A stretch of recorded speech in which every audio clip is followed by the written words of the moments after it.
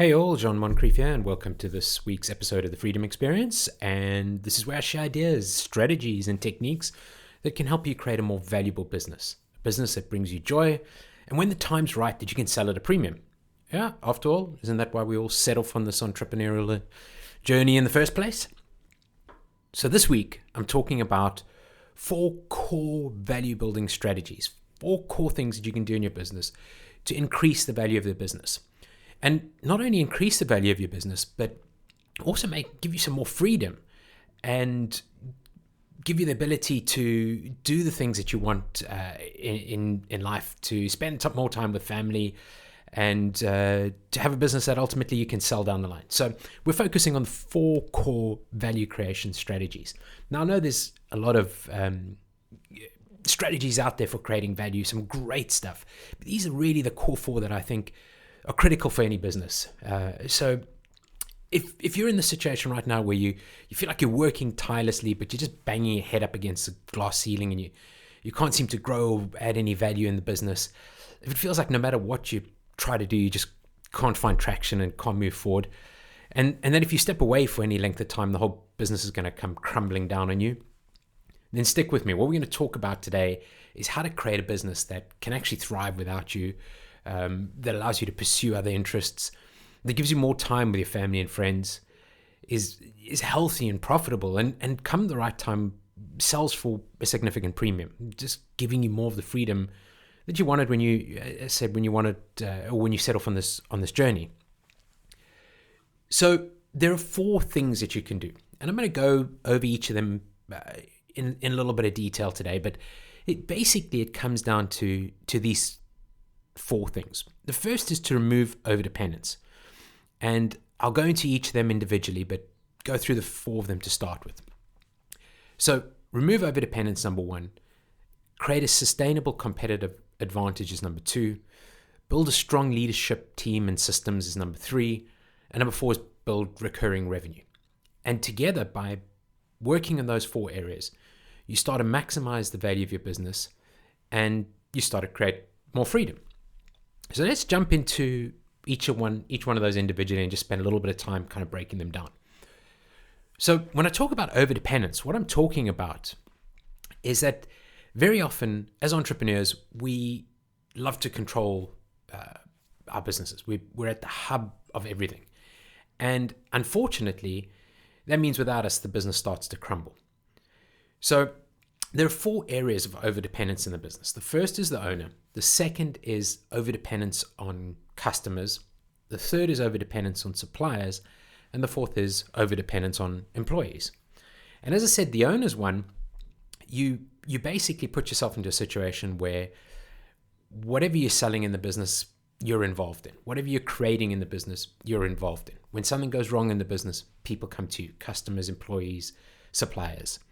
And you find yourself trapped in what's termed the owner's trap, and you feel like you're sort of held hostage to your own business.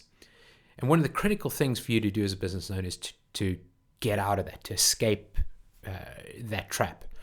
And funnily enough, in doing these 4 things that we're talking about today, in working on them, you're automatically starting to move yourself out of that owner's trap. So the second thing on overdependence is customers.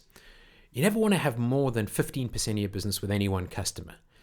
And if you take a look at your sort of customer list and you look at where you are drawing revenue from with each of those customers, what portion of revenue from each of those customers contributes to your bottom line.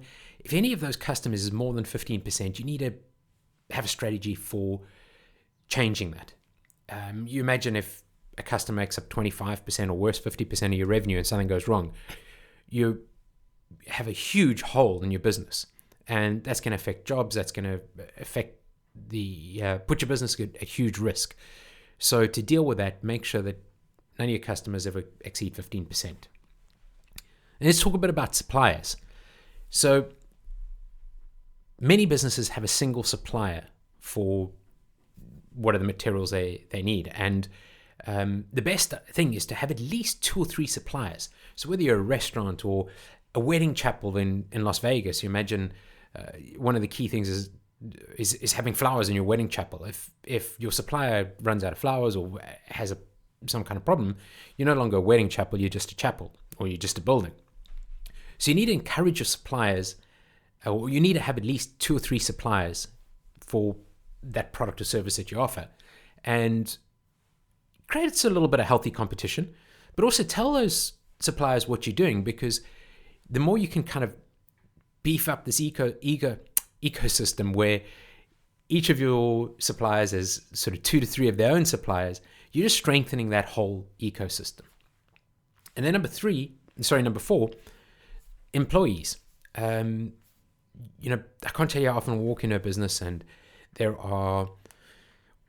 a single employee, a salesperson, a programmer who has the business almost over a barrel. And if that programmer were removed, then the core technology in that business, the business wouldn't be able to deliver it, or wouldn't be able to grow it, or scale it, or support it. Same thing with a salesperson. That core salesperson brings in all the deals, and the whole business is over-reliant on that salesperson. So what you want to do is favor teams and processes over individuals. And you're going to start to see how all of these things are connected, how working on all these 4 core areas and the connections between them start to free you up and help you as the owner to remove yourself from the business. So the business is no longer over-reliant on you. And at the same time, while you're creating that freedom, you're increasing the value of your business. So when a potential buyer looks at the business, they see something that is attractive. They don't have to get in and do the work. It's an investment in an asset, and given their resources, they can scale the business. So these things that we're going through are also helping to set your business up to scale. So recapping, we're on overdependence, and there's 4 key areas that you want to work on in overdependence. That's removing yourself, the owner. Number 2, never having more than 15% with any one customer. Number 3, looking at your suppliers and making sure you've got at least sort of 2 to 3 suppliers. And number 4, never being over-reliant on a single employee. Build teams and processes over individuals. So that was overdependence. The next thing I want to talk about is creating a sustainable competitive advantage. So number 2 on that whole value builder, value creation strategy, well, the second strategy in the whole value creation process, is to look for a sustainable competitive advantage. And you do that somewhat counterintuitively by narrowing your niche. You at the moment, you might find that you're selling a whole lot of things to a small group of customers. So as your business has grown over the years, you've taken on more and more works. You've kind of moved further and further away from your core offering, what you started out offering. So as an example, you might have started out as a PR firm, and you started this business. You came from a PR background, and you worked with a couple of clients. You started to grow your business a little bit, took on some people, some PR experts, and over time, one of your customers may say to you, "Hey, great job. Do you mind doing the copy for our website?" And you, "Yeah, I've done that." So you do the copy for the website, and they like that. So, well, they think you did such a good job that they give you a referral, and the referral asks you to build the website and do the copy. So you think, "Oh, I'll do copy, build the website, not a problem. It's going to bring me more revenue. I'm growing my business." And you've had some experience building websites. You probably built your own company's website. So you do that. And then they ask you to get involved in another campaign, and the referral goes to somebody else. And before you know it, you're designing logos, building websites, doing some PR, writing press releases, building content. You just become another commodity marketing agency.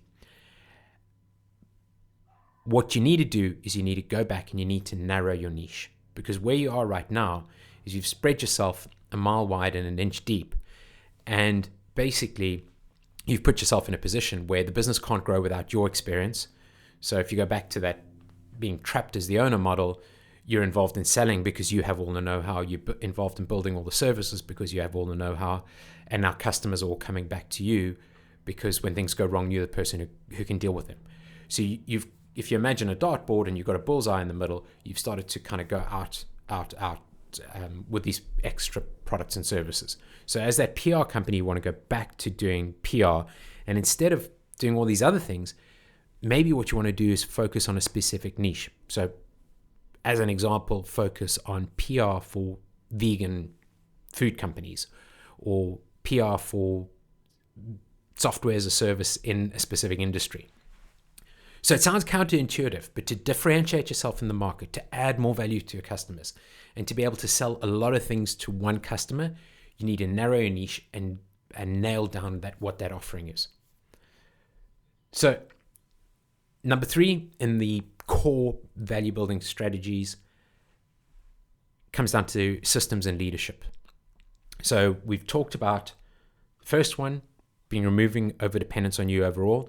Second is to create this sustainable competitive advantage. The third one is strong leadership and systems. And again, you can see how all of these things start to come together. But basically, when you think of your business, your processes run your business. So you need to define all of the processes in your business. And one of the best ways of doing that is, instead of abdicating and sort of just telling people go off and do X, go off and do Y, go off and do Z, and then when they come back to you and it's not done properly, you think, I might as well done it myself. Take the time to sit down and carefully explain what your expectations are and what you want done, and ask the person to go away and document the process. And then the process comes back, you look at it, you review it together, and you tweak that process. At the end of the day, you've basically sat down and created a process working with the person who's responsible for it. And if that person leaves or something changes, you can easily hand the process over to the next person and say, run with that. So processes run your business, and then the people run those processes. And you've got to create a good leadership team and equip them with those processes to run the business. And then you're then in the position to lead those people. So you've put processes in place, you've put people in place to run your business, and your job now becomes the coach and the leader of all those people. And you're removing yourself from the day-to-day operations to focus on the strategic part of the business, because the processes are there to run things. And then finally, looking for recurring revenue streams. So you've worked on removing overdependence, you've created a sustainable competitive advantage, you've put in a leadership team and systems, and then the last thing that you really want to focus on is, where is the recurring revenue in my business? And one of the ways of doing that is sort of going back to that whole scenario where you're trying to find your niche and you've got all these products and services that you're offering. Once you've identified your niche, you can then look at products and services that you can easily teach to your team, that you can that customers value and that they buy regularly. Group those together and kind of package them up on a recurring revenue scenario. So they're sold every single month at the same rate on a subscription type model, and you're getting paid in advance. So recapping the 4 key kind of value maximizing strategies. The first is to remove overdependence on you. The second is to create a sustainable competitive advantage. The third is to work on strong leadership and systems. And the fourth is to build recurring revenue. And together, those bring you the freedom that you've been looking for when you set off on this whole entrepreneurial journey. So I want to say thanks for listening. If you've got any questions, reach out to me on whichever channel.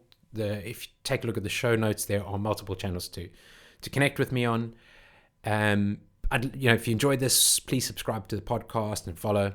But now listen, if you need some help with this, I'm starting a free workshop going into some real depth on this topic, on the core 4 at the end of the week. Details will be in the show notes. And again, I'll put it out on all of the channels that you folks follow me on. I'll be sending out emails. There'll be some information on LinkedIn. So you can hop onto the course, and we're going to real detail on each of these core strategies over the course of the next week.